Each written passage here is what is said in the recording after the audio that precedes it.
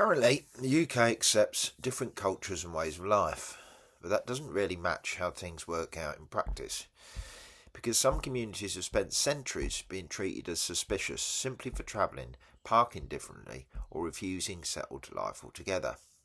And once you actually try to live nomadically, stop on land or maintain a traveller culture, the system starts behaving very differently. So why does society romanticise freedom right up until the point that people actually start to live it? Living on the road, waterways or off-grid in the UK, Dickie Dread. This is still chapter 1, types of travellers and off-grid folk, and we're on part 4 of the video series. And today we're covering gypsies. So Romani Gypsies and Irish travellers are two distinct peoples with two separate histories. Different languages, different customs, yet both bound by a shared nomadic way of life. They represent long-established ethnic travelling communities within a much wider landscape that today also includes vehicle dwellers, boat dwellers, and people living off-grid on land.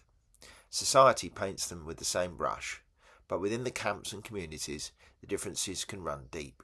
At times they stand together, trading, living side by side, united against a world that often shuts them out. Other times, old rivalries flare up, tensions driving over ground, trade or pride. But when the law tightens its grip, when discrimination comes knocking, they find common ground, pushing back against a system that seeks to pin them down. The word pikey is widely considered a derogatory and offensive slur towards gypsies. While its use is not outright illegal in the UK, it can be considered hate speech or discriminatory language in certain contexts, especially if used to harass, insult or incite. Personally, I would not use it willy-nilly, although I do sometimes use it for fun with my gypsy mates. Same with the word tinker, which historically refers to Irish travellers in the metalwork game. Didikoi is a term used to describe a person of mixed Romani and non-Romani ancestry. It is generally considered offensive. Then there's the New Age travellers, different breed, different mindset.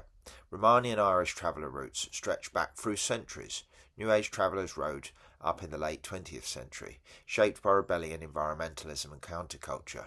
Romani Gypsies and Irish travellers see nomadism as heritage. New Age travellers take it as a choice, a way of life outside the system. Sometimes they mix, sometimes they clash. There's respect, sure, especially when it comes to fighting the laws that try to pin them down, but Romani and Irish traveller communities can see New Age travellers, the newer van lifers and vehicle dwellers, and those now living on boats or moving between road, water, land-based ways of life as outsiders. No lineage, no structure, no shared blood. Different paths, different codes, but all walking roads that don't always lead to acceptance. Romani Gypsies.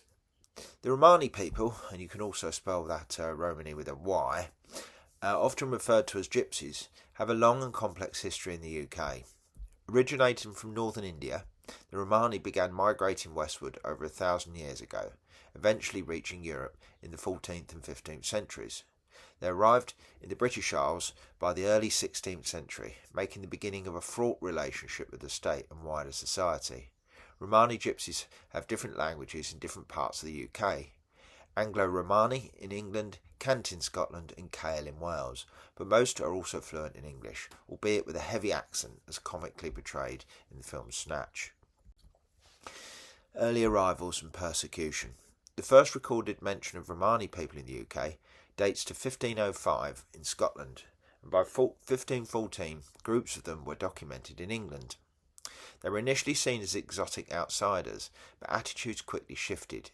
The Egyptians Act of 1530, enacted by Henry VIII, expelled all Romani people from England, making it illegal for them to stay. Further laws in the 16th and 17th centuries criminalised their way of life, with punishments including execution and deportation. Despite this repression, many Romani folk continued to live in England and Scotland, adapting to survive. They found work as itinerant labourers, horse traders, metal workers and entertainers. Some settled in certain regions, while others maintained a nomadic lifestyle. The 19th century. During the 19th century, British society's perception of Romani people evolved. While discrimination persisted, there was also a growing romanticisation of their culture, particularly in literature and art. Writers such as George Borrow depicted them as free-spirited wanderers, reinforcing stereotypes whilst also generating some public sympathy. At the same time, Romani communities continued to face social exclusion. The rise of the industrialisation, urbanisation, made their traditional occupations more challenging to sustain. Increasingly, local authorities sought to regulate or restrict their movements, leading to greater marginalisation. The 20th century. The 20th century saw both continued challenges and progress for Romani people in the UK. The early decades, local councils sought to limit nomadism through restrictive laws such as the Caravan Sites and Control of Development Act 1960, which made it harder for Romani and other traveller communities to find legal places to stay.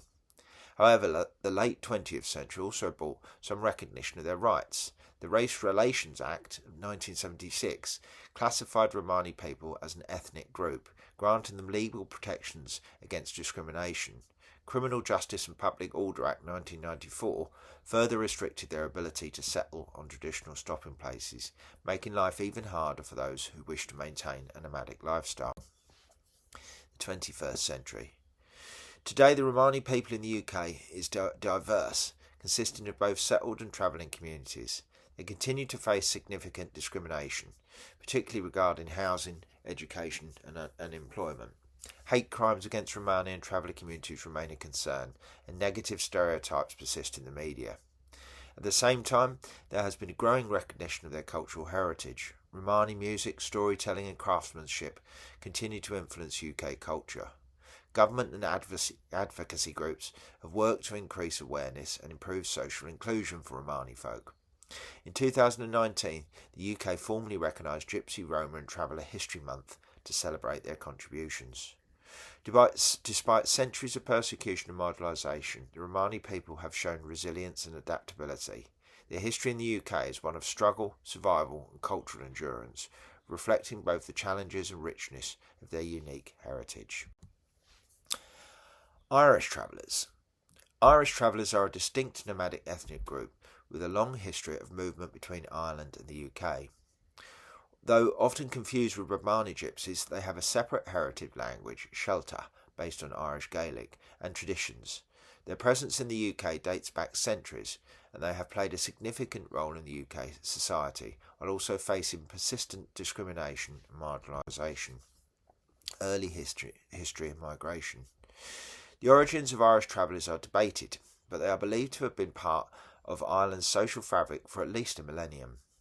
Some historians suggest that their nomadic lifestyle dates to medieval times, while others propose that they merged as a distinct group following the Cromwellian conquest of Ireland in the 17th century or during the Great Famine of 1845 to 52.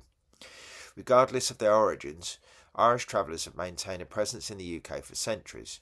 Many travelled back and forth between Ireland and the UK, particularly during times of economic hardship. They often worked as seasonal labourers, metal workers, horse traders and entertainers. The 19th and early 20th century. During the 19th century, Irish travellers found work in industries such as agriculture, construction and trade. They played a crucial role in building the UK's infrastructure, working on roads, canals and later railways. However, they were also viewed with suspicion by settled populations, who often saw their transient lifestyle as incompatible with mainstream society. Local laws increasingly sought to regulate or restrict their movements. Anti-vagrancy laws, along with restrictions on camping and trading, made life difficult for Irish travellers. Negative stereotypes were reinforced in literature and the media, contributing to their marginalisation. Despite these challenges, they retained a strong sense of identity, passing down their traditions, language and oral history through generations. Mid-20th century. Mid-20th century saw further challenges for Irish travellers in the UK. Post-World War II urbanisation and industrialisation reduced the demand for traditional traveller trades.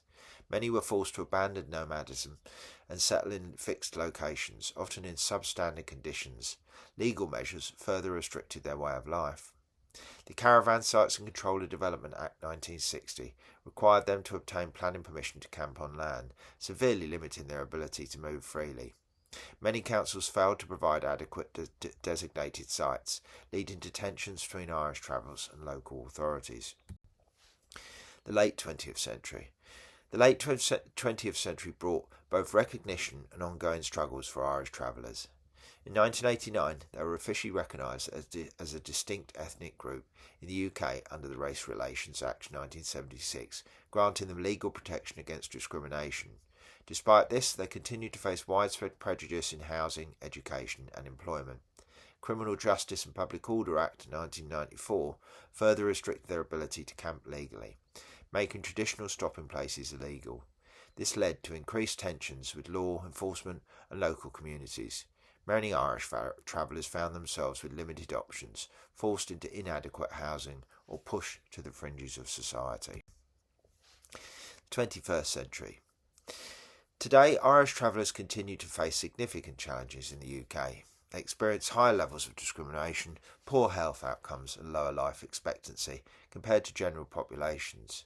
Education remains a struggle, with many children facing barriers to attendance and attainment in schools. Despite these difficulties, Irish travellers have continued to preserve their cultural identity. Traditional crafts, music, storytelling and horse fairs, Appleby being the largest annual gathering, remain important aspects of their heritage. Advocacy groups have worked to raise awareness and promote Irish traveller rights, and there have been efforts to improve social inclusion.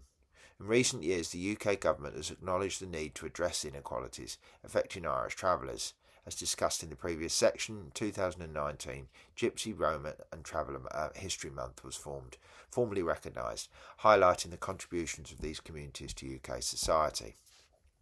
The history of Irish travellers in the UK is one of resilience and survival.